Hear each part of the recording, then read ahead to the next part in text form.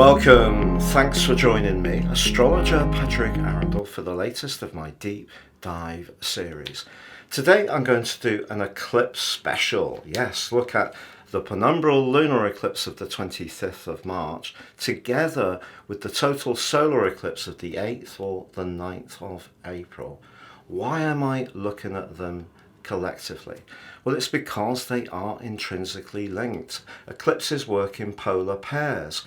We also need to be conscious of the solar eclipse, which occurred on the 14th of October last year in the sign of Libra, because that was very close to the south node. The south node is very much to do with our habitual behavior, what we stay with because it feels more comfortable.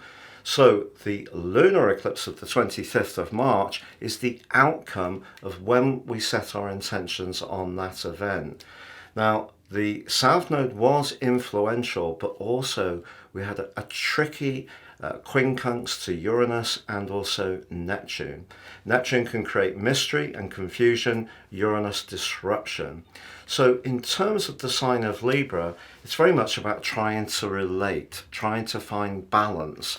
It is, of course, an air sign, so it's about communication. But the south node is to do with our subconscious, potentially our shadow attitudes. So what has been the outcome in that period of time? That's what we're going to discover with the lunar eclipse. But also, we have an opportunity to set our intentions again with the total solar eclipse in the sign of Aries. And this one is exceptionally rare because it's exactly conjunct Chiron, the wounded healer, and it will provide a backdrop energy for the next 6 months. So it's a big story. Please stay with me as I dive into this. If you're new to my channel, thank you so much for joining us. This is very much a community. If you have any thoughts, please share. I do try to interact with each comment. If you're a returning visitor, thank you so much for your company once more. If you've yet to subscribe to my channel, please click or tap on the bell notification symbol. Every time I drop a video, you will get an alert from YouTube. Now, I'm going to go through this and then I'm going to share each of the 12 zodiac signs from Aries through to Pisces and give you a flavour of what you can expect through this next half year. You can relate to this in terms of your ascendant, your sun, or your moon. So first of all, on the screen now, I'm sharing the solar eclipse which occurred on the 14th of October last year. So you can see the sun and the moon at 21 degrees and 7 in the sign of Libra. But there's the south node, 2452, so it's pretty close. And the south node is very much to do with our collective wound in a way, because the north node is our collective direction of travel. It's where we want to go. And of course the north node is in the sign of Aries, and it's very much about dignifying our individuality. But of course the challenge is the sign of Libra is working on our relationships. So in a way, what we've needed to juggle since then is finding that midpoint between what we need for ourselves, what we're prepared to give to others, but also gaining a greater understanding of what they want from us. And because the sign of Libra is about relating, it is an air sign, it is about finding balance, it is about equity, any relationship which is not really giving us a sense of feeling valued, acknowledged, respected, and it could be because of that Uranus position you can see in house 2, 22 degrees, so a direct quincunx, and we also have Neptune at 2536, so that's a little bit wider. So Uranus was the really dominating other player on that event, and it's possible that some of the relationship tensions that have unfolded since last autumn in the north and last spring in the south has been to do with finances. And of course everyone's been feeling the inflation, the increasing cost of borrowing, of fuel, of food, and that's had a direct impact on us all. But of course the robust relationships find a dialogue.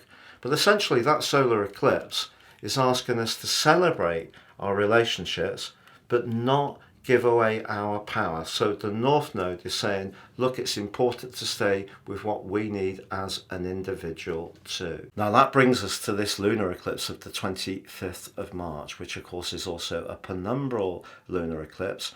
I'm showing on the screen now the science of a penumbral lunar eclipse. Essentially we have a shadow, and it can be argued that therefore this is an opportunity in a spiritual context to look at our shadow. But how do these eclipse series pan out, and why are they intrinsically linked to the nodal axis? Well, on the 14th of April 1987 we did have a lunar eclipse in Libra, and also in resonance was the South Node in Libra. But that was 37 years ago. So the last lunar eclipse occurred in Libra on March the 3rd, 2016, but that's when the North Node was in Libra, and that's just about 8 years ago. But the nodal return takes 18.6 years, so if we divide it in two to get the two ends of the South and the North, that obviously is 9.3. But because it takes 1.55 years to go from the start of a sign to the end, and obviously it's reversing through, we can see at the very beginning of the journey it's 7.75 years. So that's the way the eclipse series are pinned in and paired with the progress of the nodal axis. So it's really, really exciting. And on this event, which occurs on the 25th of March, it's at 5 degrees and 7 minutes.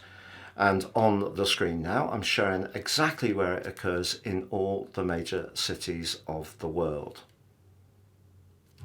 So on the screen now, I'm showing the penumbral lunar eclipse event chart based on a solar perspective. And sure enough, there's the moon in the 7th house of Libra, and the South Node is located there, as you would expect, but it is 10 degrees away. So it is truly significant that for the first time in 37 years, we do have a lunar eclipse with the South Node in occupation, because it's very much to do with those instinctive and, as I mentioned earlier, perhaps habitual ways of being that maybe we need to look at. But remember, this is an outcome chart for what happened on the 14th of October last year. And for me, we need to focus on the planets that are really closely angled to the moon. And the two closest ones are Pluto and Mars. Now, Pluto in a very positive way is about transformation, and Mars is more disruptive because it's a quincunx, but they're still not very, very close. And if you've got cardinal planets, so that's Aries, Cancer, Libra or Capricorn, around about 2 degrees, maybe 3 degrees, up to about 7, 3 degrees to 7, including the 5 degrees, then this event will have a massive impact on you because it's angular. That means it's opposing from Aries, squaring from both Cancer and Capricorn, and it's a conjunction with the sign of Libra. So for you, it's going to be a powerful event if you have planets around those particular degrees. Now, you may not have a cardinal sun or ascendant, but you may have other planets very closely clustered to those degrees. So about 3 degrees to about 7 or 8. I wouldn't go outside of that, to be honest, because even if, as you are, you're really getting away from the angle between Pluto and Mars. So for me, thinking about is the Libra eclipse of last October really challenged us to think about how we can relate better, but Uranus was disruptive, no doubt about that at all. So it may be that we've encountered someone who's changeable, moody, a bit on edge. Perhaps those outer worldly conditions have been having an impact.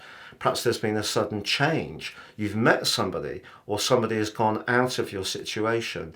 But at the same time, what that eclipse was urging us to do was to find that midpoint between what we need and what other people want from us. What this event, this penumbral eclipse, is asking us to do is to rinse out of our situations the approaches and attitudes. So say, for example, if we find ourselves find it difficult to break free from someone that we do find to be quite draining.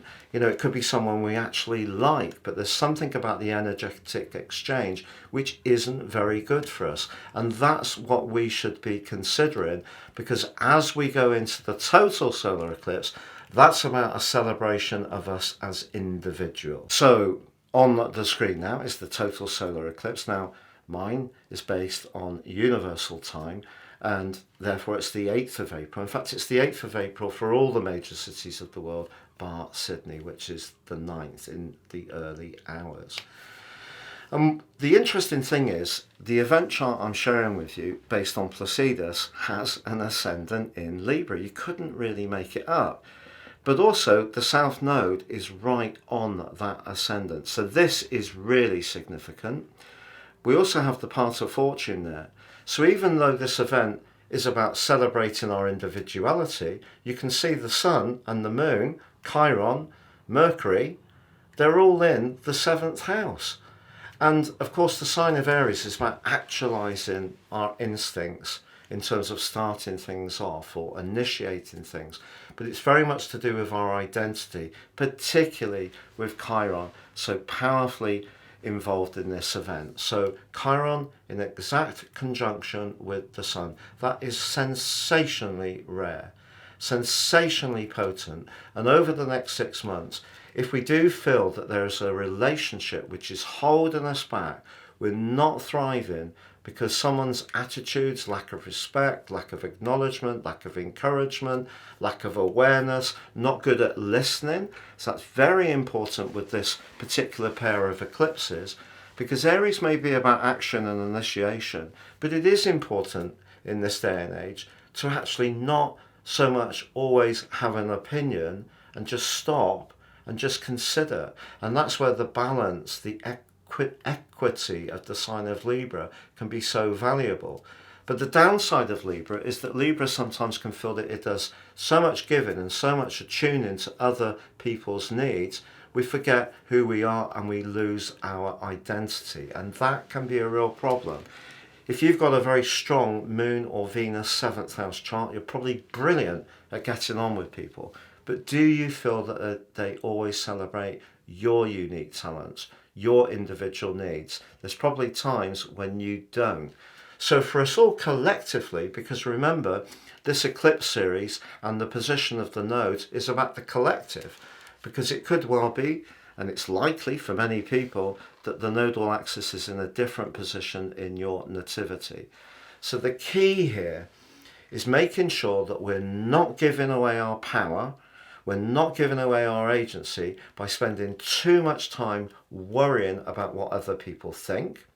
Also because, particularly Facebook, I feel, where there's a lot of kind of priming up different ways of, or different things that are going on in people's lives. Now, we know that Facebook can be really lovely and very supportive, and it is a great way to connect with people from completely different places to us and celebrate our unique connections.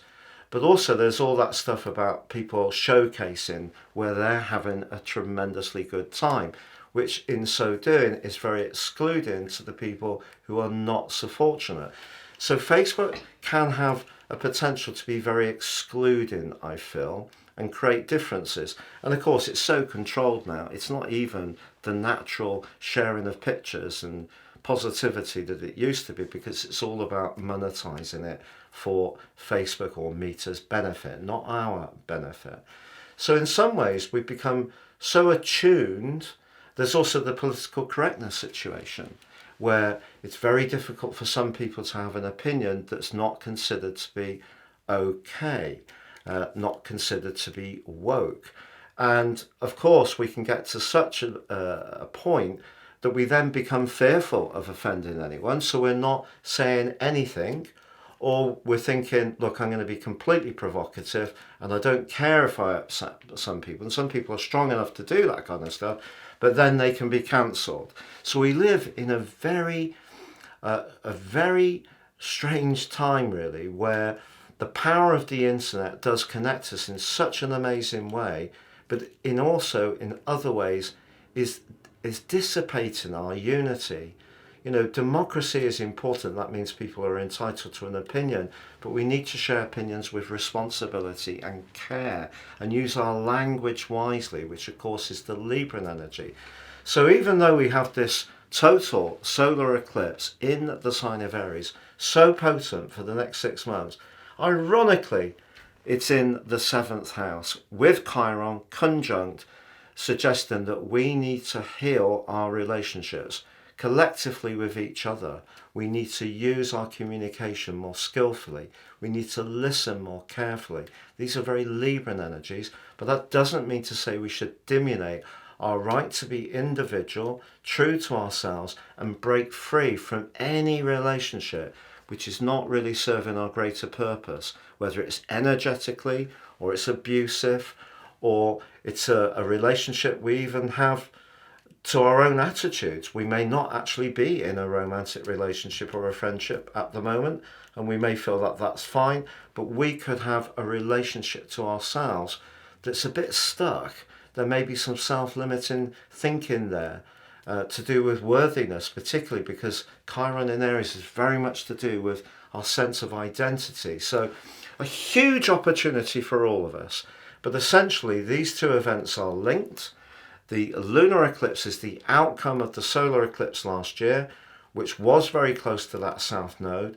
The nodal axis threaded in is not really a surprise because that's how eclipses work. That's how they're predicated.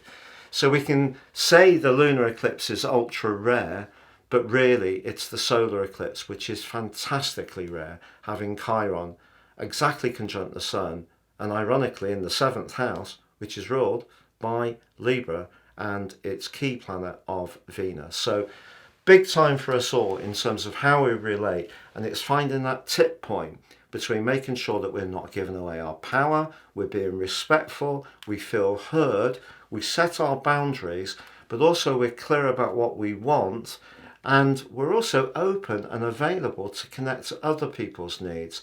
Those are the kind of relationships which will promote a collective uplift.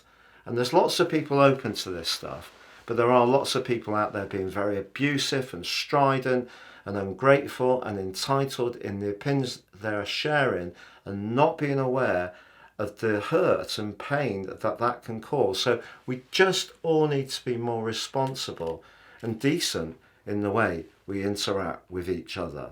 Please stay with me for your in-depth zodiac forecast for the next 6 months, from Aries through to Pisces, from the perspective of the ascendant, the sun or the moon. If you would like to ascend above this zodiac forecast and embrace the power of serious astrology, if you give me 3 pieces of personal birth data, of time, date and place of birth, I can prepare for you your life roadmap report. This will give you searing insights and a much more intimate understanding of the patterns that have played out in your life so far. Also, in my special package of 30% off, you can get your 12-month transits report. That's the moving planets in the sky interacting with your core nativity. Now, if you've had these charts before, why not check out my draconic version, your soul chart. This is very much based on the nodal axis. What did you bring into this life? What was your karmic invitation? That's what a draconic chart is. It's the roots of your being. The natal chart is the fruit on the tree.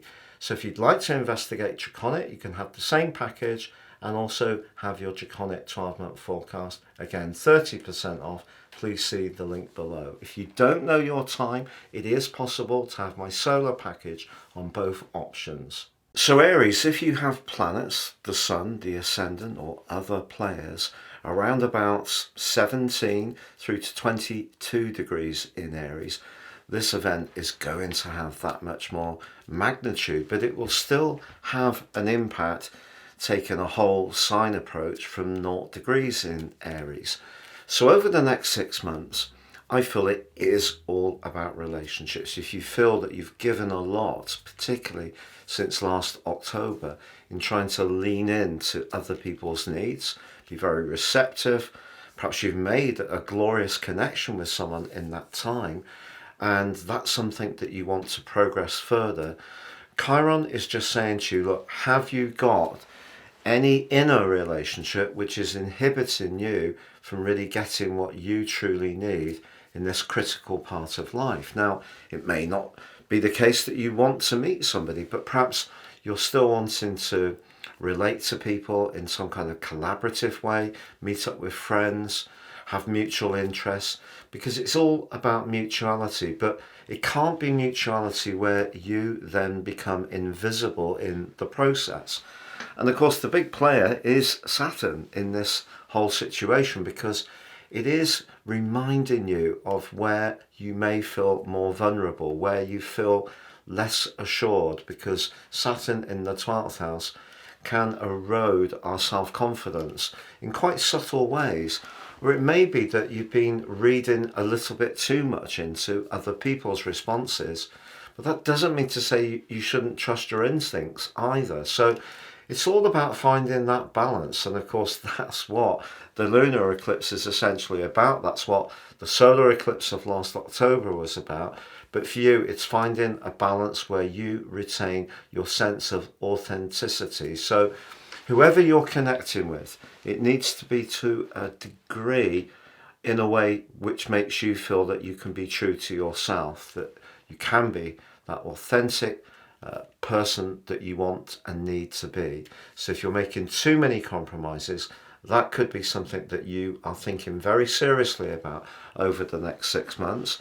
But if it is something within you that has been providing some inhibition, the position of Chiron is really urging you to grapple with this as soon as you can. So Taurus, I've said for some while that the months of March and April can be significant in terms of your physical but also your emotional dimensions. The lunar eclipse is very much about the former. It's about your structures, your relationship to food, exercise, routines. And it is about sifting through things and trying to make those small changes that can add up to significant marginal gains. But our minds are so important to our overall welfare. But in the Western world, we can be quite hesitant to really acknowledge that, because we see it's wounding to our pride. It's all about maintaining that implacable facade of perfection.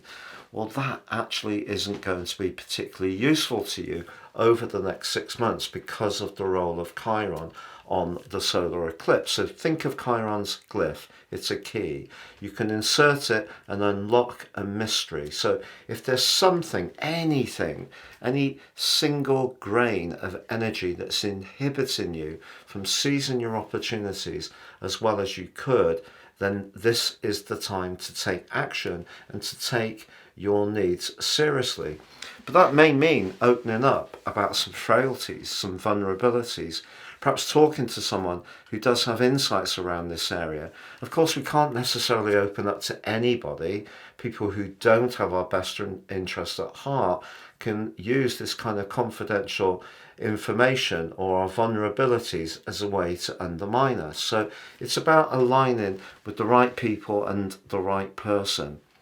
But Saturn does retain its role in your 11th house, very much to do with your connections to others and your friendships. And one of the things you would have to ask about the 12th house energy, are there some people around you who are having an energetic drain upon you?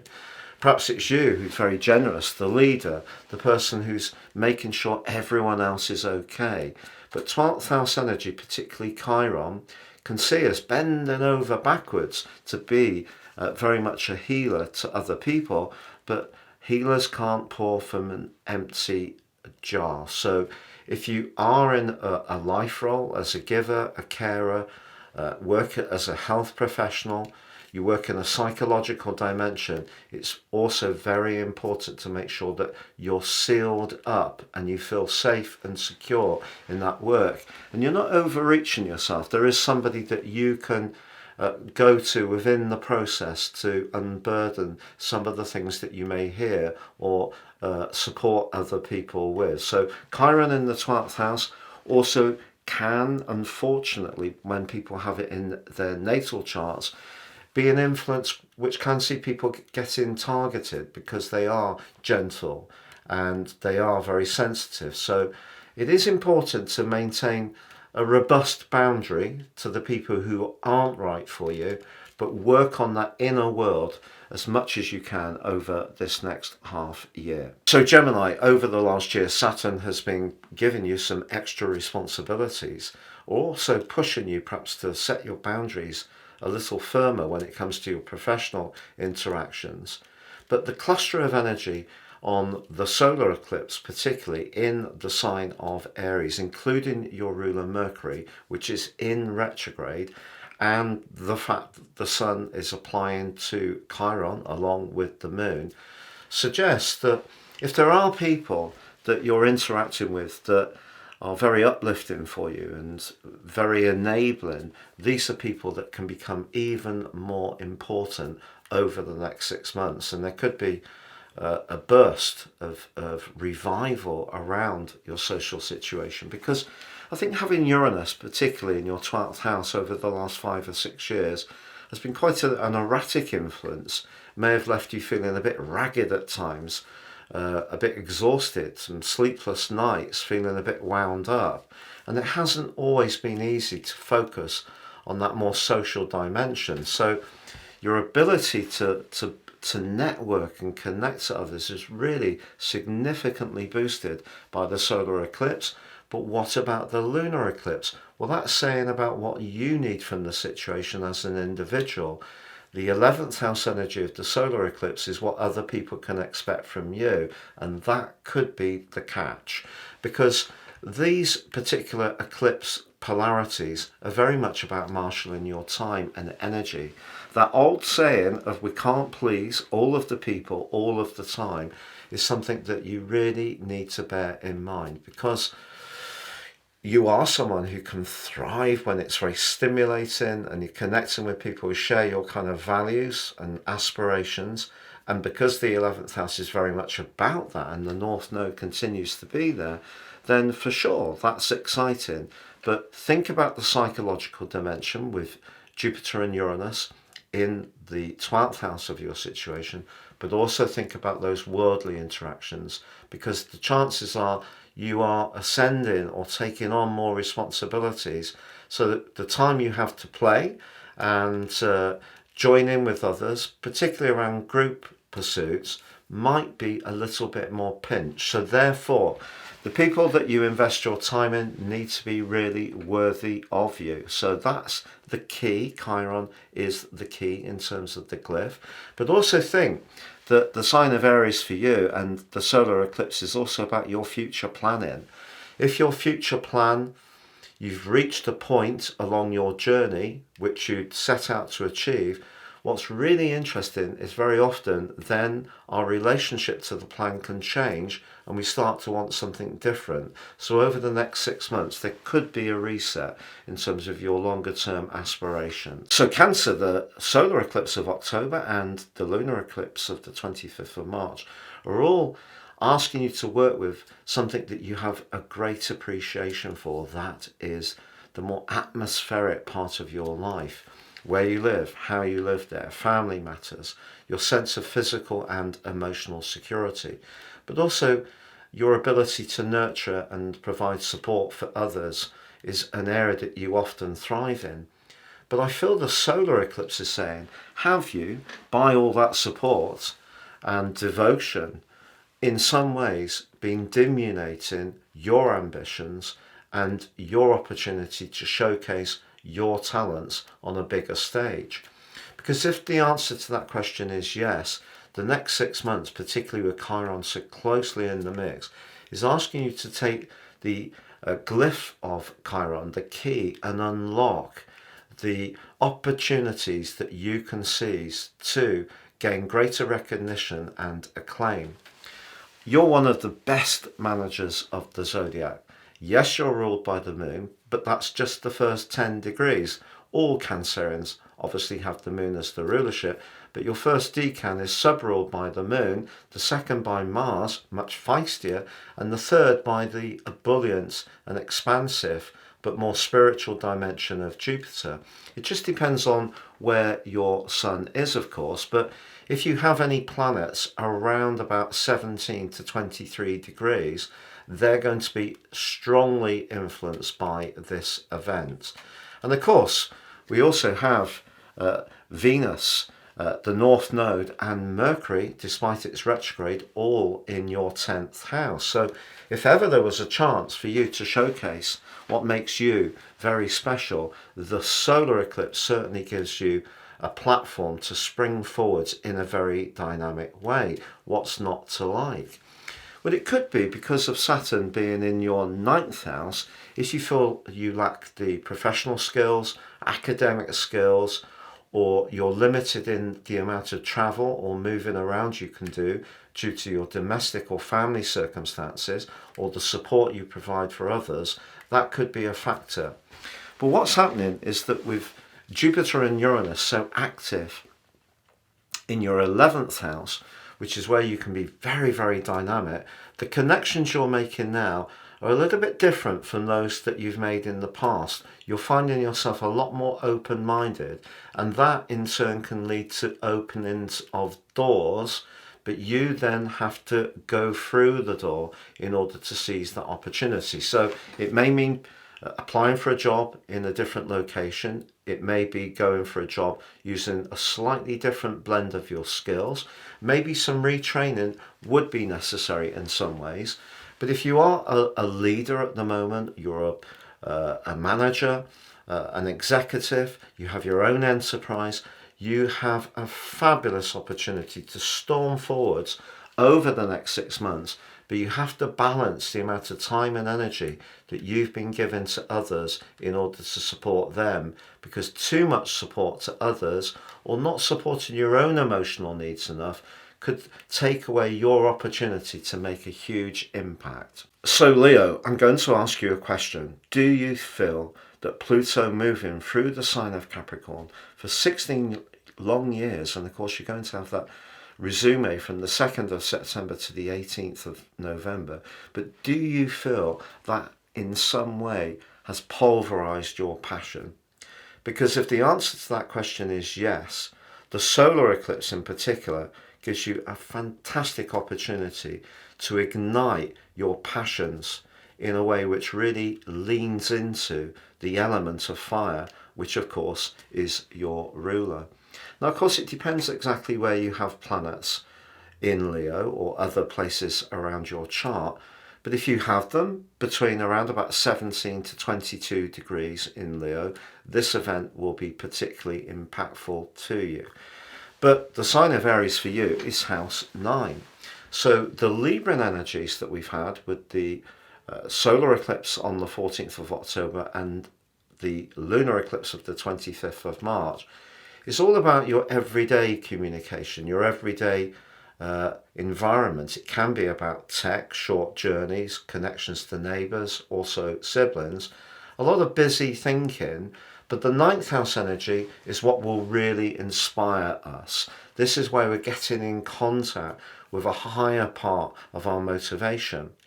Now, if you are someone who's set to travel over the next 6 months, or set to launch a new enterprise, or you're going to be retraining or downloading new skills, or go into an academic institution, what an exciting time for you. But particularly if you've had some kind of inhibition in terms of shaking up your life and being more spontaneous, trying different things, being more experimental. There's a unique thing about Leo people. Yes, you are very dynamic, you're ruled by the sun, and when you're motivated, there is a force not like you, but sometimes just getting things moving does require working with someone else. You're a fixed sign, so therefore once the momentum's going, you tend to be incredibly applied, but just taking that first step can be sometimes a little bit challenging for you. So Chiron, it's kind of saying to you, its glyph is the key. How can you open up that part of you which does like excitement, that does like challenges, that does like to be more physical, and rugged in terms of moving around, adventure, or is there part of you that does want to stimulate your intellect a lot more?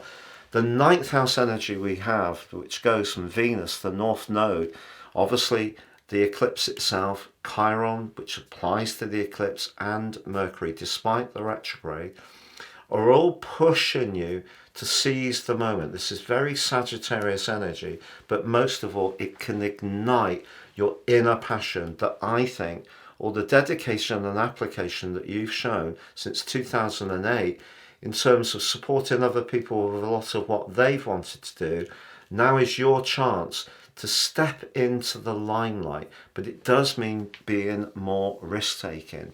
And I think one of the things that Leo people can struggle with is you need to feel at the very minimum respected. Now, if you're adored, that's obviously the perfect situation for you. Also, being liked, well, that's something we all can appreciate. But for you, if people don't respect you, that can be quite challenging. So sometimes that can prevent you from exposing yourself because you'd rather maintain your facade where people have a degree of admiration for you. This is a time when you do need to be much more up for being a little bit more edgy in pushing your boundaries. It could be absolutely life-changing over the next 6 months. So Virgo, if we revisit that solar eclipse of last October the 14th, that was pushing you to be mindful of your everyday money, your personal life foundations and your values. But the more rebellious part of your nature was applying to that position through Uranus. And it's possible that that's still playing out now. So as we get to the lunar eclipse, if things are a little bit tight and squeezed and it is to do with joint finances, or you work in a business where they're not very appreciative of the amount of application, hard work and effort that you put in, the collective that's in Aries, including the total solar eclipse and Chiron, is making you think a lot about how devoted, how sacrificing, how committed you can be. But if it's not actually feeding into your side of the bargain, it's all about what's expected on the demand side rather than the supply side. Uranus, from last October, is still asking you some questions.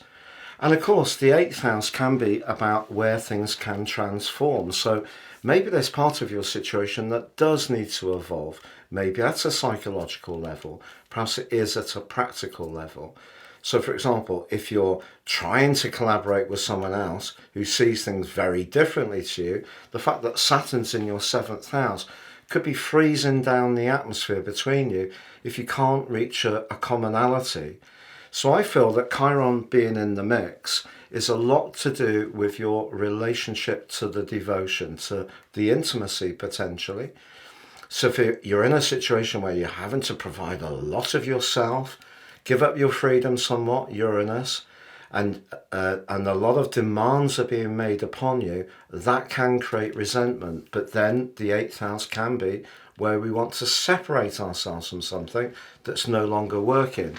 So it can be a sector of regeneration, but in order to get into the new beginning, and of course your ruler Mercury is retrograde here as well, we have to let go. And of course the letting go can be painful. So if something between the contribution that you're making and what you're getting back in terms of recognition is out of kilter, and you are feeling resentful, it is something you're going to have to look at over the next 6 months. So Libra, we've had lots of conversations about the whole topic of relating because it's an area that you're supremely skilled at. And of course, it's an area that other people aren't supremely skilled at. But if you recall on that solar eclipse of last October, it was compromised because of Uranus being in such a discordant angle. And the 8th house is where we're devoted, but the 1st house, which it was for you, is where we need to think of ourselves. So that created a strain. And also Neptune in your 6th house, well, that was just reminding you all about your obligations. And of course, Saturn has been in the mix too. So it hasn't been easy to really manifest what you need from situations. And then the lunar eclipse we have on the 25th, Once more, it could be asking you some questions. And if you are feeling that you're not getting your relationship needs met, that's what the total solar eclipse points towards working on over the next 6 months. But the critical feature is you shouldn't stop standing up for what you need as an individual, because you've spent a lifetime leaning into other people's needs highly skillfully, and with Venus your ruler and also Mercury, the planet of talk and thought, in your sector of relating, along with the North Node, along with the Sun applying to Chiron with the Moon, it's a glorious chance over the next 6 months to keep working at really refining your approach. Don't stop believing your worth in terms of partnerships. But clearly, if there are people in your world who are inhibiting you, who are not saluting you, who don't understand the value that you bring to situations, then there may be some serious discussions to have. But with Mercury retrograde, there could be some cross wires. So it's important to have a little bit of patience. Venus in your 7th house does bring that appreciation you have, that it's not always about getting everything we want. It's about getting something that's pragmatic, that is genuine. And I feel that Venus also can accentuate your great skill for listening and tuning in for others. But let's go back to that solar eclipse of last October. Don't give up standing in your power. Your agency is critical. So whether it's your relationship with yourself, your parents, your kids, your next door neighbours, your colleagues, friends, or in a romantic situation, continue to work hard on your boundaries, because that's critical. Because if you spend all of your time being a people pleaser, which this event can prime up, and it is your great gift, but if you become invisible to the other person, they take you for granted, and then after a period of time you're not feeling validated, that's not any good. So the tipping point is just as important now as it's been recently, but I feel you've got another huge window of opportunity to really just align things better for what you personally need over this next half year. Scorpio, the solar eclipse which occurred last October was in house 12, but within that, of course, we had the application of Uranus in the 7th house, which can and probably has created some excitement around your relationships over the last 5 or 6 years. It may have seen you connect into some really lively people, but it also may have seen some uncertainty, some fleeting experiences, and in some ways perhaps even a little bit of instability, or at the very least frustration if things are a bit too dull and set, or if you haven't had the opportunity to forge relationships which have been more sustainable, a degree of frustration. Now, since Jupiter moved into your 7th house last May, that was definitely a great asset, but because the solar eclipse in October was very psychological, around relationships, if you have been dealing with someone where you've just not really known where you've stood, because they've been very mesmeric, but totally coming from different viewpoints or different energies or different approaches, and it's put you in somewhat of a spin, then quite understandably that may have seen you thinking a little bit pessimistically about your relationships, particularly with Saturn in your 5th house, the sector of romance, and Neptune of course applied to that eclipse as well. That brings us to the lunar eclipse.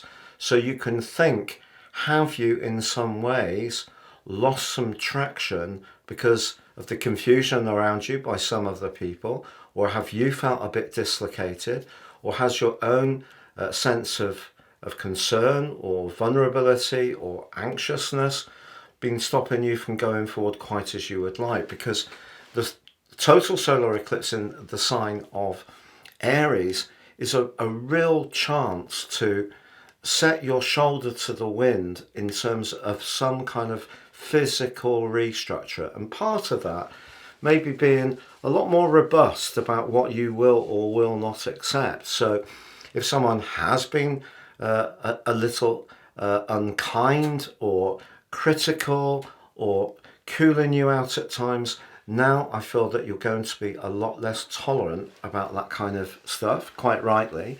And the next 6 months can see you being much more of a stickler for what you need from the situation.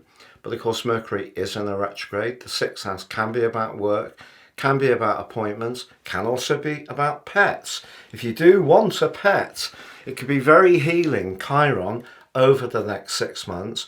But if you have a physical ailment that you need to work on, Chiron's application to the eclipse suggests that you don't just look at it in terms of the actual problem itself. Try to view your health as a holistic way as possible. So the psychological, emotional and spiritual dimension could be feeding and informing how you feel in terms of your energy, your vitality and your stamina, which is all very 6th house energy. So if there's something out of kilter around the structural and physical part of your world, do be mindful of the whole of the big picture in terms of your health. So Sagittarius, the eclipse that occurred last October was in your sector of friendship, long-term future, but because it angled in a discordant, disruptive way to Uranus, the planet, which can spring surprises on us, it's possible that all the disruption that's been going on in your daily routines has made it difficult to interact and connect and socialize as much as you would like. And that can all come up to the boil on the back of the lunar eclipse for the 25th, but we can't forget the fact that Saturn and Neptune are still in your 4th house, and Saturn in the 4th house is not that jolly, is it? It's really asking you to be as responsible as possible about your home and emotional situation. But that doesn't mean to say that there aren't huge opportunities with this collective in the sign of Aries, because it's not just the total eclipse applying to Chiron, which is really pushing you to be more playful, bring out the more childlike side of your nature, to showcase your flair, artistry and talent, to really link up with people in a very flirtatious, warm and affectionate way, because you have Venus in this location, you have the North Node, you also have Mercury in a retrograde. So even despite the fact that the next 6 months could show an uptick in the way you connect to others and around life's pleasures, there's still that very serious duo in your 4th house of Saturn and Neptune. You still have Uranus applying its energies in your 6th house of work and obligations. But I feel that Chiron is a good reminder, because for us all, we can get caught up in the seriousness of life. And if you have put your ability to play and to create and imagine and to innovate to one side because of all these other distractions, then that's really the magic of what this total solar eclipse can serve up, to reconnect you to a self-belief in terms of your attractiveness, your allure. And the 5th house can be about romance. So if you have got blockages about your worthiness to meet someone or to inject greater fun into an existing situation, that's the window of opportunity for the next 6 months. For Capricorn, the solar eclipse of last October gave you an opportunity to showcase your talent, raise your profile, but in a way that was expected from others. So maybe in a corporate situation or around employment, you've been expected to fit in somehow. The problem was that that event clashed with Uranus, which has been pushing you the last 5 or 6 years to be much more playful, spontaneous, not fit the pattern, really be much more authentic to the more rebellious side of your instincts. So there was a tension on that event, and also Neptune was applying in a quincunx 2 to the eclipse, which may have been creating a little bit of draining energy around communications, because whether you've actually had conversations, you've been able to download where people were coming from in a blink of the eye, because your perceptions have been so good. But Saturn, of course, moved into your 3rd house just over a year ago, and that's also been trying to keep you steady, eddy around your communications. May have created a bit of resistance, but that brings us to the lunar eclipse of the 25th. So how did it feel? trying to stick it out to go for the things that were really important to you.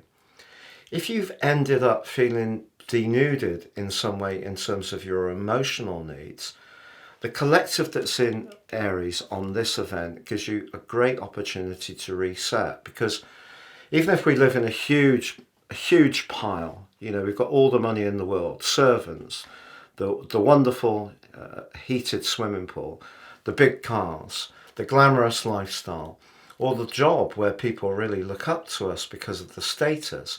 If we have all of those things but no human connection, it is actually an empty victory. And that's really what the Aries total solar eclipse is asking you to think about. It's asking you to think about the emotional dimension. Uranus and Jupiter are pushing you to be more playful, a bit more quirky, but it is about how it feels. And if something doesn't feel right around your professional interactions, your relationships with the management or the workforce or your colleagues, or there's been a lot of tension and pressure around supporting elderly parents, you need to think about your emotional needs very intently over this next 6 months. But it won't necessarily be a walk in the park, because Mercury's in retrograde. So, and even if you try to express yourself, you may find the words don't come easily, or other people don't seem particularly availing to you. But in a more practical way, because Venus is also in the sign of Aries, if you wanted to transform where you live, actually improve it decoratively, or make some physical changes, have some adaptations, or move altogether, the next 6 months could give you the chance to create the safe home zone that's very healing for you, that you really do yearn for. Because Chiron in the 4th house points towards wounds around our families, around the lack of connection in terms of our emotional life. It means that we could be quite chatty and fun and sociable, and everyone can be drawn towards us, but we can still feel lonely in a crowd. So that's the issue with you. Put your energies into embracing Chiron to work on any part of your instinct or nature which perhaps feels a sense of loss, or a sense of abandonment, or a lack of nurture when you were a child, or if you did have fractured relationships, or you lost someone very key in your life at a young age. This is an ideal time to be looking at those issues, as well as those practical matters, over the next 6 months. And if you get all of those things in alignment, by the time we get back to the solar eclipse in Libra on the 2nd of October, which has a tremendous connection to Mercury, your professional situation will propel forwards just as you want and need. Aquarius, when you're at your best, you definitely see the big picture. So the eclipse, which occurred in October, the 9th house, is all about philosophy, history, travel, culture, wider knowledge, social justice. It can be about people's rights. Maybe it's about actually traveling in terms of holidays or for business. Certainly higher education. The things that really take you above the daily milieu. But the problem was that Uranus in your 4th house and Neptune in your 2nd house both applied in a yod to that event. So it's possible that as much as you really wanted to be more adventurous, more independent, break out, there were other things to do with finance, Saturn and Neptune house 2, Uranus in 4, disruption around where you live, that's made it difficult to be as free-spirited as that is as part of your DNA as it is for any Sagittarius, because that's a big part of being an Aquarius, that freedom-loving nature. So it may have been thwarted, and the lunar eclipse we have could see you really discussing this and feeling a bit aggravated. But the discussion is the key, because there's so many planets in your sector of everyday discussion, but including the charming Venus, the mesmeric North Node, as well as Mercury, the planet of communication, despite its retrograde, and key, the total solar eclipse applying to Chiron. If you feel your voice doesn't get heard, or siblings have not been supportive, or you've experienced tension with neighbours, or frustration with learning technology, or you feel that the world is too engaged with tech and has lost that human touch, which it has, but that really grieves you, those are the things that you can work on over the next 6 months. But remember, the third house is where you can also showcase your ideas. If you want to build a website, write a blog, if you want to make an app, if you want to join in your local community and have more of an impact, you want to volunteer or support other people, train people with your ideas, you can be an absolute hive of activity. So the next 6 months, I can absolutely guarantee for you, is going to be hugely busy, very, very exciting, but there are going to be some surprise contacts in terms of communication along the way that could delight, but also deeply, deeply move you. So Pisces, the solar eclipse that occurred last October was in your 8th house. That's where we're devoted, but it can be where we transform. It's where we're certainly pitched in and committed, invested. It can be to do with deep psychological changes. The problem was that Neptune and Saturn in your 1st house, in your own sign, have made it difficult for you to be as free and as available to connect with others or to think about your long-term finances, because there's been some immediate issues for you to deal with, perhaps low energy, perhaps confinement in some ways, perhaps some immediate issues to do with your physical domain. And also Uranus in your 3rd house has been creating a lot of nervous energy, which has made it difficult to settle and think about the more spiritual dimension of a deep connection. Or in terms of the 8th house, it can be about shared finances, business matters, investments, pensions, savings, inheritances. All these things were coming from that eclipse, which brings us to the lunar eclipse. How did it go? What is your view of that period of time? If something feels out of kilter in terms of what you get from it, that's the 2nd house, because that's your everyday world, your personal values, your personal worth, and also your personal finance. We can't commit into something else if those areas aren't sealed off in a working way for ourselves. So that's the opportunity. But fortunately for you, of all the people going through this event, you have Venus, a planet which is exalted in your sign, in house 2. And that can bring you some rewards over the next 6 months, financial rewards.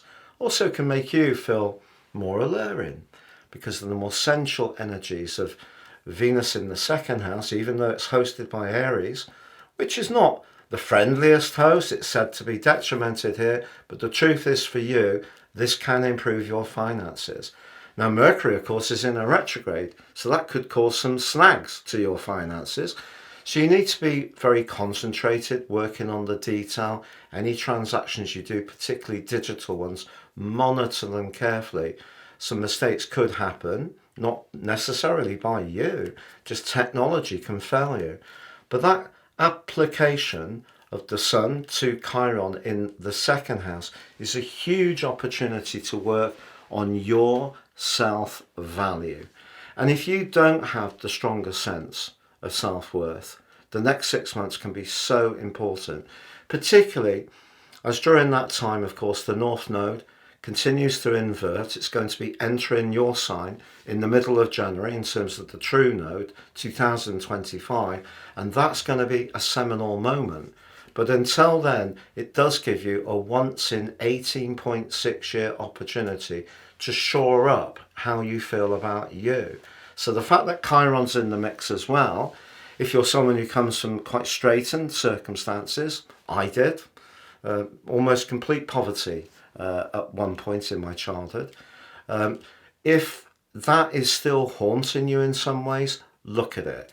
If the financial crunch we've been going through has had a very painful impact on you, look to find other ways not to compare yourself to people, to see the value you bring to situations through your thrift, through your flair, through your creativity, your practicality, because you will be applying all those qualities. Also, the 2nd house can be great for home cooking and also home growing. So if you enjoy earthy pursuits, terrific if you are in the northern hemisphere, to get your hands in the garden and cultivate your own herbs or your own vegetables. That's a great way, a great healing way, particularly if you then make your own homemade soups and stews and bread. All of those things can help you to be thrifty but get better value, upload more nutrients into your situation. But I will say this, if you have felt that a connection with somebody else that was supposed to be at some kind of sexual level isn't quite working because your values are not as aligned as they might, I wouldn't give up on it yet. As long as you think that the other person is sincere, even if they don't quite see it like you, keep having the dialogue. But the main thing for all of us with Chiron is to work on healing our part of the equation. And then as we shift, that can attract different energy towards us. So if finance has been very tight, this could, by altering your approach, setting your intentions, asking for the support, really progressing your situation with a sense of pride in how you're dealing with things, and that will attract yet more goodness to you. It's been a real pleasure being with you. Thank you so much for joining me for this Eclipse Special. Please do check out my weekly horoscope videos. I've done them for probably about 25 years. Initially I did them in audio format, and that only stopped a few years ago, to be honest. I did that through newspapers and through YouTube. I think it's probably about 10 or 12 years that I've done weeklies. But my weekly overview gives you the big picture, and then I do an individual deep dive for each of the 12 signs. So please look out for that, and also my April monthly videos too. But for now, take care, all the best, and goodbye.